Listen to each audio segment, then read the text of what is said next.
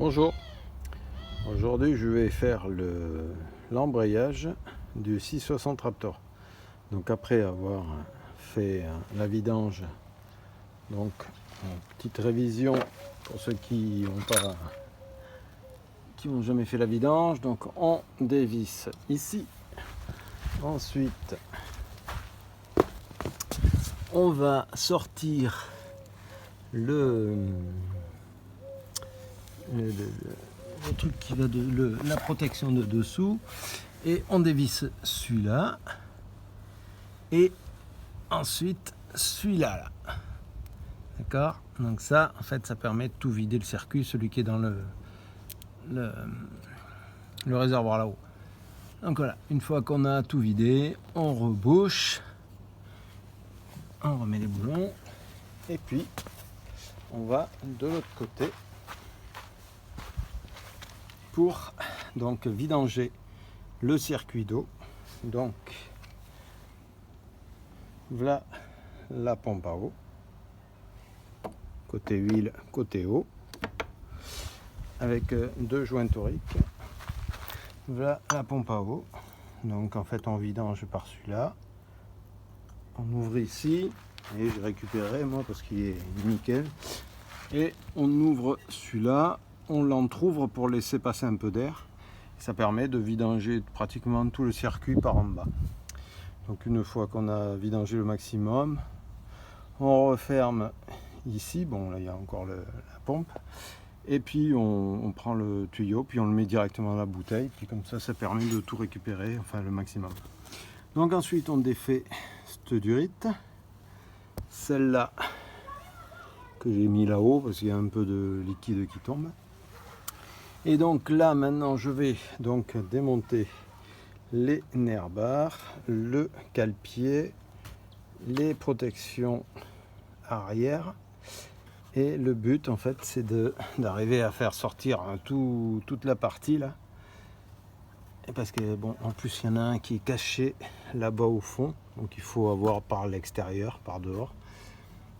Et il y a j'ai vu qu'il y avait cette durite à défaire aussi, durite d'huile. Et puis peut-être celle-là aussi, je sais pas, non. Ouais, peut-être, je sais pas, on va voir. Peut-être celle-là aussi, mais pas sûr. Ouais, non, je sais pas, non, je crois pas, ça s'en va ici. Comme ça, là il y a ça à défaire. C'est pour ça qu'on sort la pompe à eau en fait. Il y en a un qui est caché ici. Et après tout ça, ça sort. Donc ouais, celui-là on le touche pas. On touche que celui-là. On le défait juste, hein, ça suffit. On vire, moi je vais changer mon câble d'embrayage en même temps. Donc je vais le virer, je vais mettre le neuf à la place. Et puis voilà. Donc regardez bien comment c'était mis ici là pour faire pareil au remontage. Attention, là ici c'est pour sortir cette tige. Bon, là pour démonter, normalement, il ne devrait pas y avoir à toucher à ça. Donc voilà, allez, c'est reparti. Bon, ça a un petit peu avancé. Donc j'ai dévissé 1, 2, 3, la durite, 4, 5, la durite au fond, là, il faut la dévisser aussi. Ensuite, celui qui est là aussi. Et après, vous en avez dessous, ici, là, ici, là, là et là. Voilà, ce qui m'en fait 1, 2, 3, 4, 5, 6, 7, 8, 9, 10, 11 et 12. 12 vis de 8, d'accord. Là ici pour les deux durites c'est du 12. Et maintenant, donc moi j'ai pas sorti la pédale de frein, hein, j'ai juste démonté l'étrier, d'accord. C'est deux vis, donc c'est du 10. Moi j'ai un écrou derrière, là, je sais pas comment c'est sur les autres, mais bon. Donc là je l'ai décalé, je l'ai mis par derrière. Et puis maintenant, ben, on va prendre le maillet, puis on va décoller le... Oh bah, il n'y a même pas besoin. Hein. Ah, regardez. Regardez comment ça bouge déjà. Bon, donc, à mon avis, ça va sortir... Oh, punaise! Oui, ça va sortir trop... Oh, je vais chercher mon...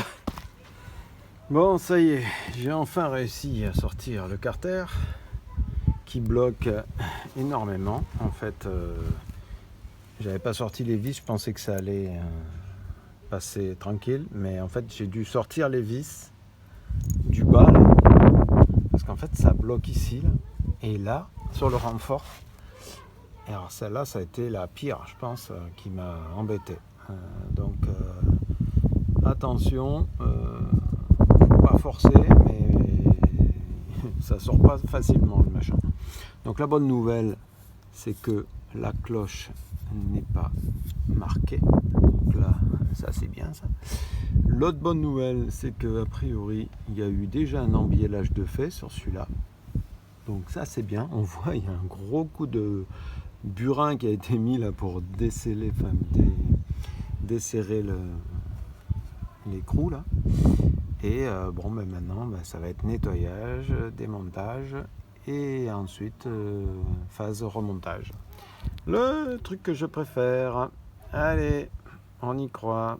Salut, à plus. Bon, ça y est, j'ai dévissé tous les ressorts. Oh, alors.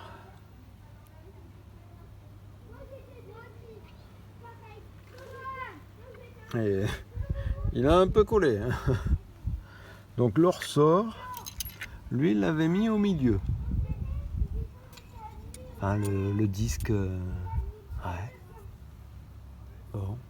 Il faut que j'aille voir, mais je crois que il faut que j'aille voir sur la vue éclatée, mais je sais pas s'il se met là exactement.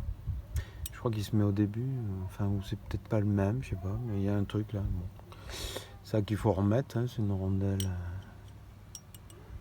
Bon, bah allez, je vais continuer à démonter. Voyons, on va sortir ces disques là pour voir. Alors ça déjà on va le mettre là. Voilà, ça c'était là. Hein. Et ça, hop, on va tout sortir d'un coup. Voilà, je vais essayer de ne pas faire tomber pour pas me tromper de sens. Et effectivement, bon, il n'y a pas le... Ouais, donc, eh bien, a priori, voilà.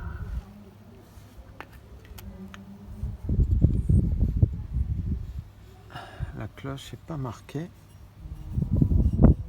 La noix non plus. Il n'y a pas de jeu. C'est parfait. Bon, allez, on continue. Bon, alors, ça avance. J'ai nettoyé le plan de joint là. Et là-bas, il y a l'autre. Et là, il y a l'embrayage. Et donc, je me suis rendu compte qu'il était mal monté. Donc, ici, on a 2 disques d'une taille.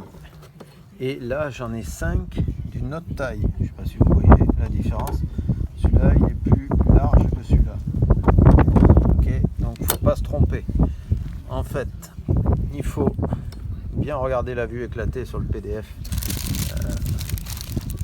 du Raptor. Donc, en fait, on met un comme ça, un lisse. D'accord ? Et après, il faut mettre ça. Et après, on met un comme ça. Et en fait, on finit avec celui-là. Voilà, voilà. Donc, j'ai jamais vu un embrayage aussi bleu. Je pense qu'il doit être d'origine. Ça, ils avaient oublié de faire l'embrayage. Donc, voilà, pour comparer quand c'est neuf et quand c'est super vieux. À mon avis, je vais voir la différence. Donc, j'ai vérifié aussi les ressorts. Par contre, les ressorts qu'il y a avec le kit, Je les trouve un peu mous, donc je vais remettre les origines, enfin du moins ce qui était. Et par contre le joint, ben, je vais prendre celui-là et il est bien. Là il y a le vieux, c'est les mêmes. Oui, parce que bon, pour 30 € AliExpress, ça va. Ça pourrait être pire. Allez, on continue. Bon, petit mémo pour le démontage de la pompe à eau. Si vous voulez pas vous embêter à plus nettoyer que prévu, en fait, il aurait fallu que je défasse que les 3 qu'on voit ici. C'est-à-dire, voilà, les 3 gros là. Donc quand c'est comme ça, on les voit.